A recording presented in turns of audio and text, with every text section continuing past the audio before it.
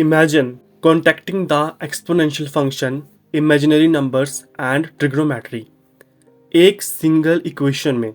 That's what Euler's did over 250 years ago. और तभी introduce हुआ ये Euler's formula e power i x which is equal to cos x plus iota sine x. आज की video में हम इसी फॉर्मूले को जानेंगे किस तरीके से ये फॉर्मूला आता है और इसका यूज़ आपने कहीं ना कहीं कॉम्प्लेक्स एनालिसिस में किया होगा.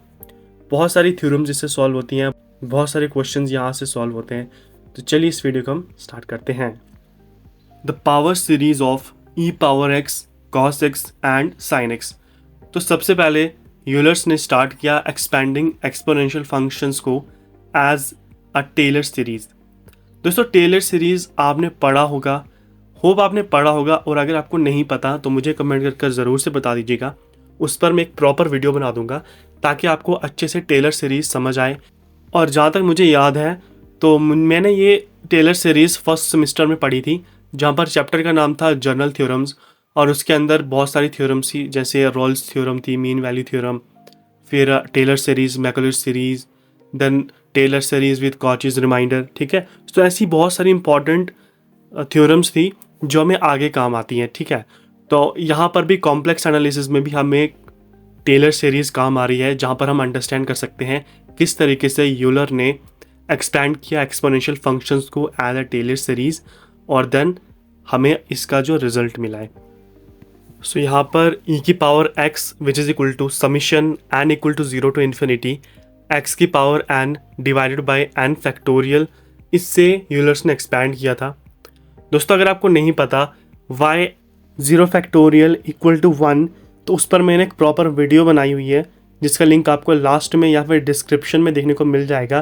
तो इस वीडियो के बाद उस वीडियो को भी ज़रूर से देखिएगा ताकि आपको अच्छे से पता चलेगा कि 0 फैक्टोरियल 1 के बराबर क्यों होता है. तो दोस्तों यहाँ पर आई एक्स हम पुट करते हैं x की जगह पर, तो देखिए हमारे पास जहाँ पर भी x के टर्म है वहाँ पर आई एक्स आ जाता है, और i is iota and iota is a imaginary number. तो इसलिए मैंने स्टार्टिंग में आपको बोला था कि यूलर्स ने एक्सपैंड किया था, एक इक्वेशन बनाई थी जहाँ पर एक्सपोनेंशियल भी है, ट्रिग्नोमेट्री भी है, और साथ ही साथ एक इमेजिनरी नंबर भी है. ठीक है, तो इसीलिए मैंने यहाँ पर आपको बोला था स्टार्टिंग में. तो यहाँ पर हमारे पास रिजल्ट आता है e की power i x which is equal to summation n equal to 0 to infinity i x की power n divided by n factorial. Now break it down. Powers of iota cycle, iota -1 minus iota and 1. उसके बाद group even and odd terms. तो हम जब इन चीज़ों को इकट्ठा करेंगे यू विल गेट, हमारे पास एक पूरी इक्वेशन बन के तैयार हो जाती है. अब देखिए अगर आपने टेलर सीरीज़ को पढ़ा होगा, वहाँ पर आपने टेलर सीरीज़ साइन एक्स और कॉस एक्स के लिए सॉल्व की होगी, तो आपके पास यही दोनों सीरीज़ आती हैं जब आप कॉस एक्स के लिए और साइन एक्स के लिए इसको सॉल्व करते हैं. ठीक है, सो स्टार्टिंग में जो हमारे पास पहली सीरीज़ है 1 minus x square divided by 2 factorial plus x की power 4 divided by 4 factorial minus up to ये चलता रहता है. इसको हम कॉस एक्स में जब इसको सॉल्व करते हैं हम टेलर्स थ्योरम में, तो हमारे पास कॉस एक्स में ये सीरीज़ निकल कर आती है. और सेम इसी तरीके से जब हम साइन एक्स के लिए सॉल्व करते हैं तब हमारे पास x minus x cube divided by 3 factorial plus x की power 5 divided by 5 factorial minus, और ये सीरीज़ चलती रहती है. तो बाय टेलर्स थ्योरम, अगर आपने टेलर थ्योरम पढ़ी है, ठीक है, तो ये दोनों चीज़ आपके लिए समझने के लिए बहुत ही आसान है. ठीक है, वहाँ पर हम इसको पूरे अच्छे से ब्रेक डाउन करते हैं. मैंने यहाँ पर ब्रेक डाउन नहीं किया अच्छे से, डायरेक्ट यहाँ पर सीरीज़ लिख दी है. तो इसलिए लिखी है क्योंकि मैं होप कर रहा हूँ कि आपको टेलर सीरीज़ का पता होगा, और अगर आपको नहीं पता तो मुझे कमेंट कर ज़रूर से बता दीजिएगा, मैं वीडियो बना दूंगा.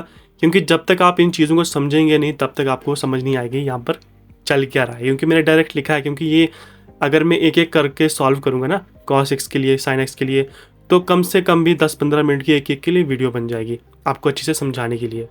सो इसीलिए मैंने यहाँ पर डायरेक्ट किया हुआ है.